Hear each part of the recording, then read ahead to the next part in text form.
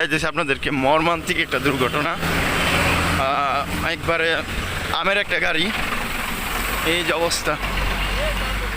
হ্যাঁ, পুলিশ আছে, এই যে অবস্থা দেখছেন অবস্থা। আরে আমের গাড়ি রাস্তায় জাম ছিটায় মিটায় পড়ে রয়েছে, এই যে অবস্থা।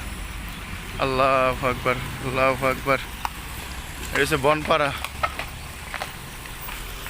ট্রাক্টরে মেরে দিচ্ছে আইসা অন্য একটা গাড়ি, এই যে অবস্থা। আল্লাহু আকবার, মারাত্মক দুর্ঘটনা, মারাত্মক দুর্ঘটনা। ট্রাক্টরে মেরে দিচ্ছে। ও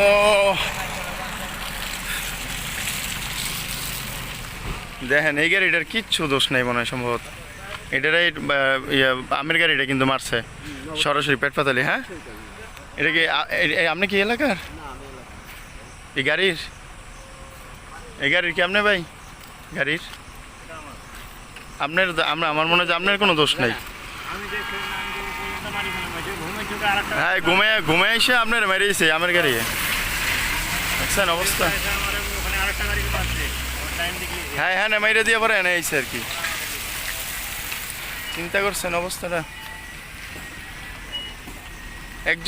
একজনের দোষের কারণে আরেকজনে কিন্তু মারা যায়। হ্যাঁ ভাই, দেখেন এলা কয়জন মানুষের ক্ষতি, এই যে আমের ক্ষতি। অবস্থা কি অবস্থা দেখছেন। একজনের কারণে একজন ঘুমাইবো, আরেকজনরে মারবো, দোষ হইব বড় ড্রাইভার গো। আর এটা ছোট গাড়ি, এই গাড়িটারও দেখাই দিচ্ছে আপনাদের সামনে দিয়ে দেখানোর ব্যবস্থা নাই, খুবই খারাপ অবস্থা। আমি চলে যাই আমার গাড়ির কাছে। এ হচ্ছে, আমি সময় দিতে পারতেছি না বেশ একটা। এই যে প্রাইভেটটা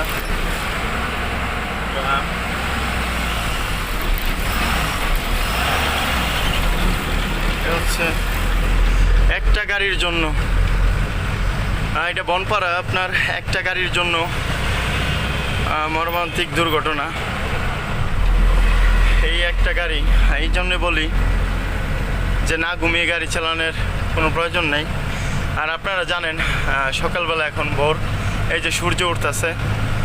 আপনারা জানেন যে যারা এই আমের গাড়ি, মাছের গাড়ি, বিভিন্ন খাদ্যের গাড়ি চালায়, ওই লোকগুলো কিন্তু আপনার রাত্রে ঘুমায় না, কারণ তাদের টার্গেট থাকে আপনার বাজার ধরানোর জন্য, যেন সকালবেলা বাজার ধরতে পারে, যেন বিক্রি করতে পারে আর কি।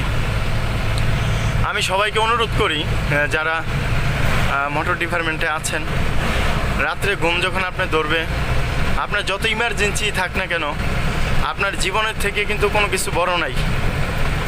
আজকে আপনার জন্য এই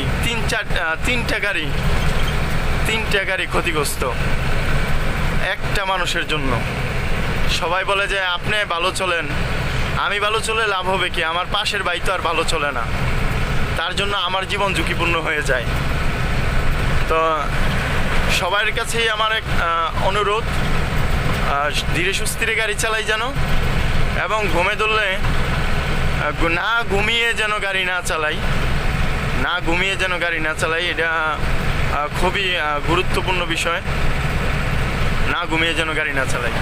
আমি আসলে বেশি সময় দিতে পারিনি, কারণ আমার গাড়ি, এই রাস্তাটা হচ্ছে সিঙ্গেল রাস্তা, মানে আমার গাড়ি যদি দাঁড় করে রাখি সেক্ষেত্রে আমি অন্য গাড়ির আর সাইড দিতে পারতেছি না, সেজন্য আমি চলে আসতে হয়েছে। নয়তো আমি ভিডিওটা পুরোটা করতাম আসলে কিসের জন্য, কিভাবে দুর্ঘটনাটা ঘটছে। তো ভালো থাকবেন সবাই, আর নিজের প্রতি নিজের যত্নবান হন, নিজেকে নিজে যত্ন করুন। আসসালামু আলাইকুম ওয়া রাহমাতুল্লাহি।